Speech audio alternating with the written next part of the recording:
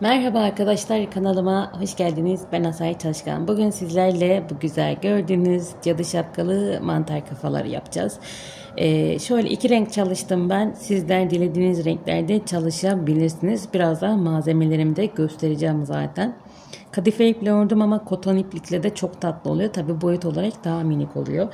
Bunları böyle çanta süsleri, anahtarlık vesaire olarak kullanabilirsiniz veya şu şekilde süs olarak da kullanabilirsiniz.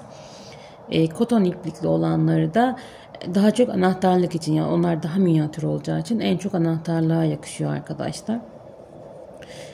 Örmesi çok kolay. Tepe kısmından başlıyoruz. Hiç dikiş yok. Sadece işlemelerimiz var. Yani onun dışında sıfır dikiş arkadaşlar. Ben şöyle iplik bıraktım ama bunlar anahtarlık dikmek için. Sizden anahtarlık yapmayacaksanız normalde bırakabilirsiniz. Dediğim gibi istediğiniz renkte örebilirsiniz. Yeşilli turunculu da çok güzel olabilir. Yeşilli pembeli de çok güzel olabilir. Veya Harry Potter renkleri, şapkaları renklerinde de örebilirsiniz. Yani dediğim gibi tamamen size ve sizin hayal gücünüze bağlı olarak örebilirsiniz arkadaşlar. Şimdi eğer hazırsanız yapımına başlayalım. Evet arkadaşlar, hemen malzemelerimi gösteriyorum. Bir tane beyaz kadife ipe ihtiyacımız olacak. Siyah ya da lila kullanabilirsiniz. Bir adet şapka için ipe ihtiyacımız olacak. Ben siyah şapkada bir sıra turuncu örüyorum. Lila şapkada da bir sıra siyah örüyorum içinde. Düz de örebilirsiniz. Tamamen isteğinize bağlı. Bir de 10 numara kilitli göze ihtiyacımız var. Tığımız 4 milim. Kilitli gözün arkasını yakmak için çakmak, kullanmak için makas. Bir de iğneye ihtiyacımız olacak. İçini doldurmak için de elyaf'a ihtiyacımız olacak. Şimdi şöyle hemen şapkadan başlayalım. Şapka kısmını şöyle ayrıyeten örüyoruz. Daha sonra hiç dikiş olmadan altını da öreceğiz. Şapkamızın tepe kısmından başlıyoruz örmeye. Şapkada kaydırma yöntemini kullanacağız. Sıra başlarında bir zincir çekerek öreceğiz şapkayı. Şimdi kadife iplikte sihirli halka yerine ben 2 tane zincir çekiyorum. 1, 2. İlk çektiğim zincirin içerisine 4 tane sık iğne yapıyorum. 1, 2, 3, 4. İlk yaptığımız sık iğnenin tepe kısmına batıyorum. Kaydırma yapıyorum ve bir zincir çekiyorum. Tekrar aynı yere batıyorum. Bir tane sık iğne yaptım. 1, 2, 3, 4. sık iğnenin içerisine çift batıyorum. 4, 5. Daha sonra ilk yaptığımız sık iğnenin içerisine kaydırmamı yapıyorum. Bir zincir çektim. Tekrar aynı yere bir tane sık iğnemi yapıyorum. 1,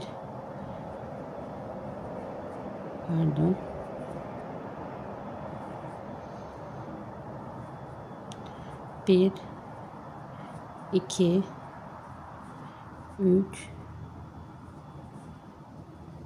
4, 5. Sonuncusuna çift batıyorum.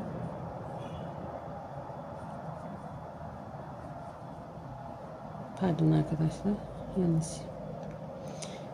4 tane 4 tane sık iğne yapıyoruz. 5, 6. Yani 4, 5, 6 tane sık iğnemiz oldu bu sırada. Tekrar ilk yaptığımı batıyorum. Bir zincir çekiyorum. 1, 2, 3, 4,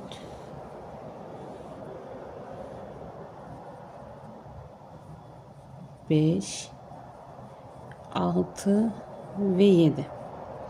İlk yaptığımı batıyorum. Kaydırdım, bir zincir çektim. Şimdi bu sırada 8 tane sık iğnemiz olacak. 1, 2, 3, 4, 5, 6, 7, 8 ve kaydırmamı yapıyorum. Daha sonra 1, 2, 3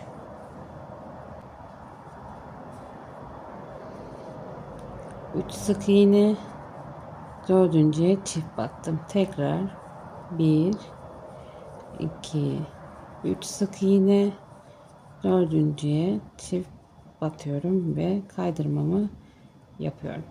Daha sonra 1 2 3 4 beşinciye çift batıyorum. 10 tane sık iğnemiz oldu. Yeni sıradayız. 1 2 3 4 çift batıyorum. Bu sırada da 12 tane sık iğnemiz oldu. Kaydırmamı yaptım. 1 2 bir sık iğne yapıyorum. Bir çift batıyorum. Bir sık iğne yapıyorum. Bir çift batıyorum. Bir sık iğne yapıyorum. Bir çift batıyorum. 12 tane olan sık iğnemizi 18 sık iğneye çıkartıyoruz.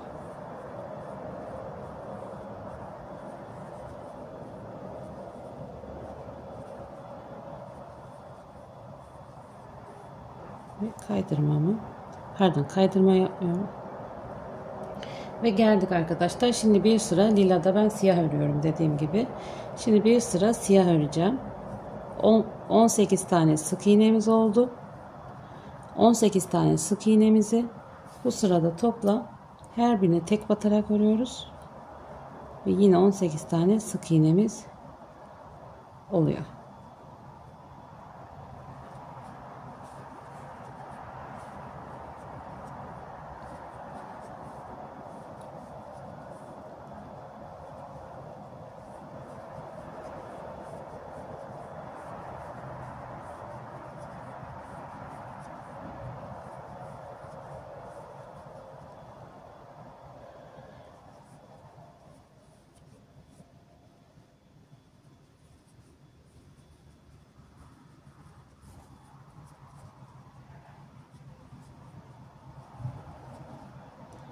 Şimdi battım. Lila ipimi alıyorum. Geçirdim. Bir zincir çektim. Siyah ipimi sabitledim. Şimdi bu sırada arkadaşlar, şimdi siyahta çok gözükmeyebilir ama şu sık iğnelerimizin 2 tane kanadı var. Onun bizden tarafı olan kanadına batıyorum. Şu siyah ipimi de yürüteceğim arkadaşlar. Örüyorum. Bir sık iğne ördüm. Bir çift batıyorum. Bir sık iğne örüyorum. Bir çift batıyorum. Bir sık iğne, bir çift. Siyah ipimizi artık kesebiliriz.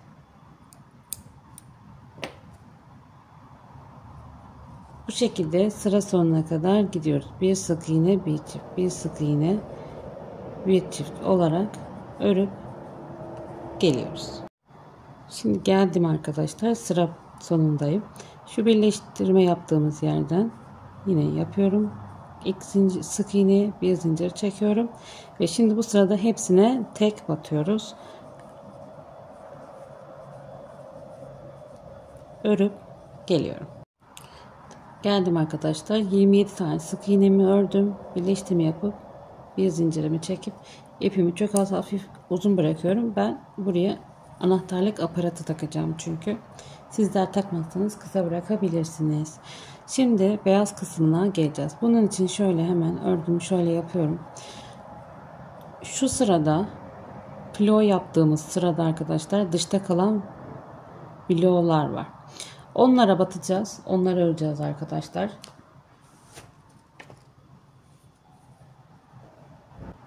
Beyaz ipimi alıyorum. Hemen sabitliyorum. Bir zincir çektim. Tekrar aynı yere batıp bir sık iğne yaptım. Daha sonra yandakine batıyorum. 2 sık iğne. Daha sonra üçüncüsüne çift batıyorum. Toplamda 24 tane sık iğneye çıkartıyoruz. 2 sık iğne örüyorum. Üçüncüye çift batıyorum. Şimdi arkadaşlar birleştirme işlemi yapmadan devam edeceğiz. Şuraya o yüzden ipliğimi koydum. Sıra başım belli olsun diye. Direkt ilk yaptığım sık iğnenin tepesine batıp bir sık iğne yapıyorum. Toplamda 24 tane sık iğnemiz var. Bu 24 tane sık iğnemizi 3 sıra boyunca arttırma eksiltme yapmadan örüp geliyoruz. Evet arkadaşlar 3 sıra boyunca 24 tane sık iğnemizi ördük geldik. Şimdi sıranın başındayız. Bu sırada 7 tane sık iğnemi örüyorum. 1, 2, 3, 4, 5, 6 ve 7. 8.'ye fıstık çalışması yapacağız.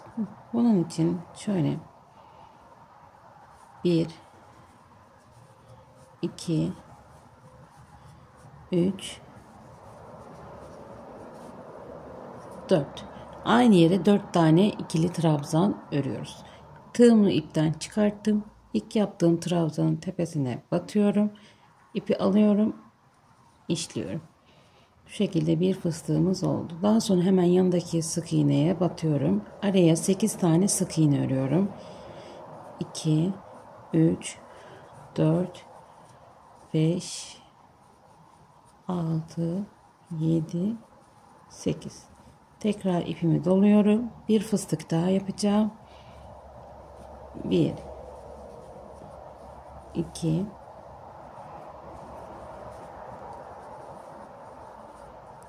3, 4. Eğer bu kısımda koton iplik kullanacaksanız, daha ince bir iplik kullanacaksanız 5 tane de yapabilirsiniz arkadaşlar. Tekrar tığımı ipten çıkarttım. İlk yaptığımın tepesine batıyorum. İpi alıyorum, çekiyorum, işliyorum. Daha sonra geri kalan 7 tane sık iğneyi örüyoruz.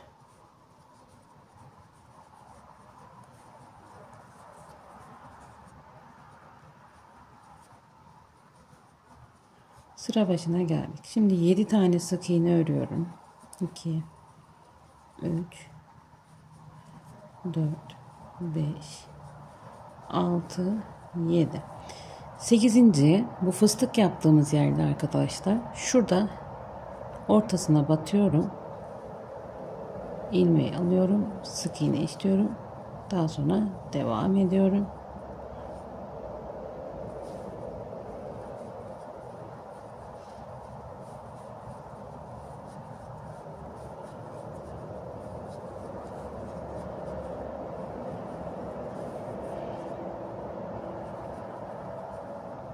Bakın yine aynı şekilde yaptık. Fıstığımızın şöyle üstünde, trabzanların üstüne batıyorum ve örüyorum. Yine 24 tane sık iğnemiz mevcut. Sıra sonuna geliyoruz. İpimi attım. Şimdi devam ediyoruz. Bu sırada da arkadaşlar 9 tane sık iğne örüyorum. 1, 2, 3, 4, 5, 6, 7, 8, 9. Tekrar fıstık çalışması yapıyoruz. 1, 2, 3, 4.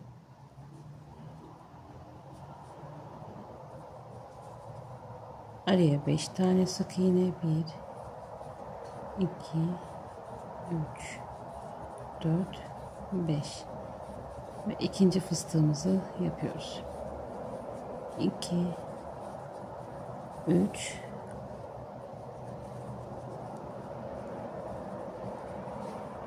4. Ve devam ediyoruz. 8 tane sık iğnemiz kalıyor. 8 tane sık iğnemizi örüyoruz.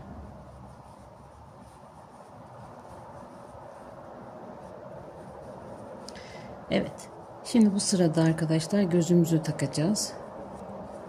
Şöyle yapalım. Bunun için şu beyaz kısımdan sayıyoruz. 1, 2, 3, 4. 3 ile 4'ün arasına takıyoruz. 1, 2, 3, dördüncüye takıyorum.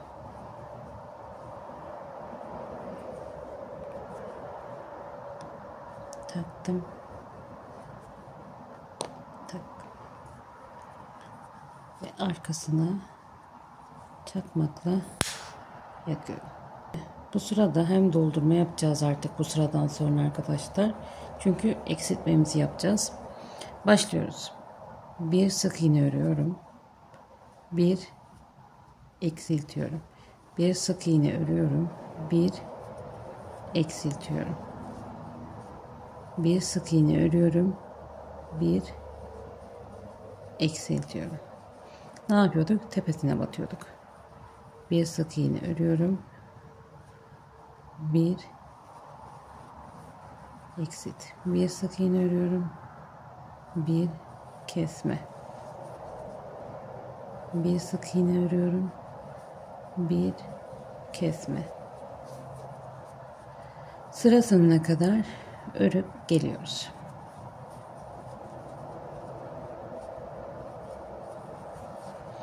Evet arkadaşlar, şimdi içini elyafla dolduralım.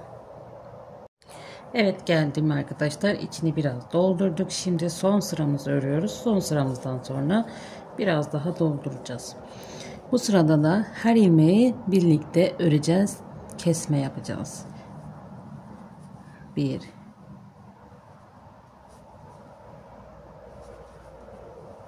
2 3 sıra sonuna kadar gelelim. 4 5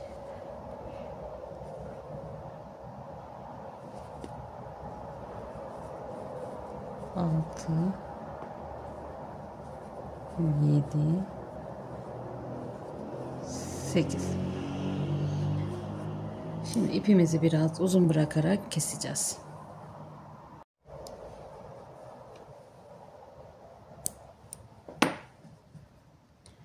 İlmeğimizi çıkartıyoruz.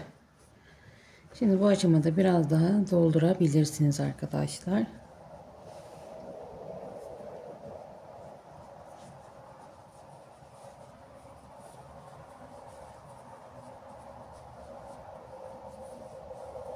İlmeklerin ön kısmına batıyoruz.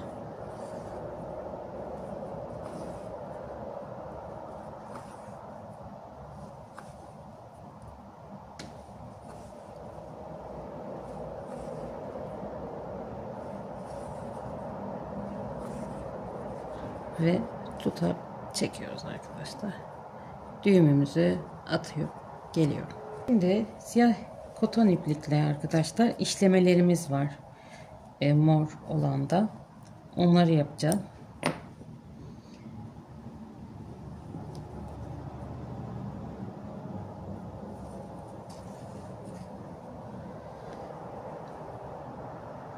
Şu kısımdan batıyorum.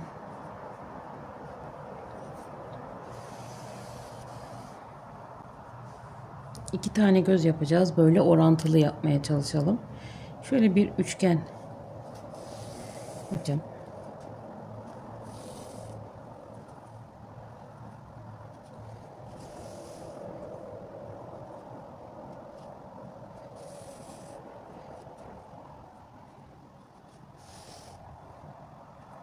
Daha sonra aşağıya bir ağız çalışmamız olacak. Şöyle batıyorum. Şöyle V şeklinde bir ağız çalışması. Yine siyah iplikle dişler yapacağım.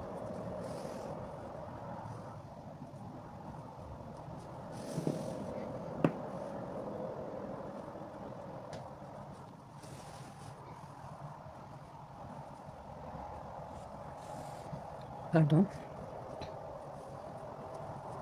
Evet, şöyle yüz işlememizi yaptım. Bir tane de şuradan yine siyah iplikle burun yapacağım.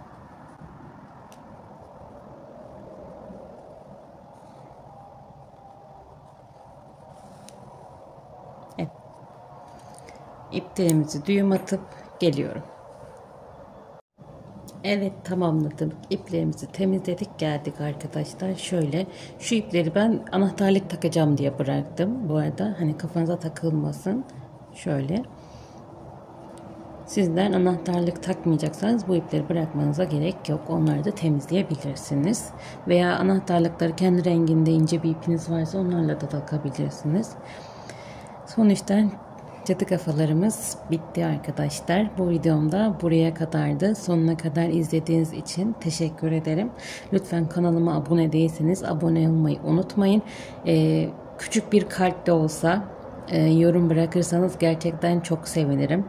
Çünkü büyük bir emek vererekten video çekmeye çalışıyorum. Yani hem emeğin yanında zaman da isteyen bir şey. Ve gerçekten severek yapıyorum bu işi. Sizlerin verdiği yorumlar, beğeniler bizleri daha çok teşvik ediyor. Bunun için teşekkür ederim. Bu videomu da bekliyorum arkadaşlar. Bu haftalık bu kadardı. Çok özür dilerim. Bu haftalık bu kadar değil. Bu hafta eğer devam ettirebilirsem 2 tane daha yeni modelimiz gelecek. Takipte kalmayı unutmayın. Bildirimleri açın. Şimdilik hoşça kalın. Kendinize iyi bakın.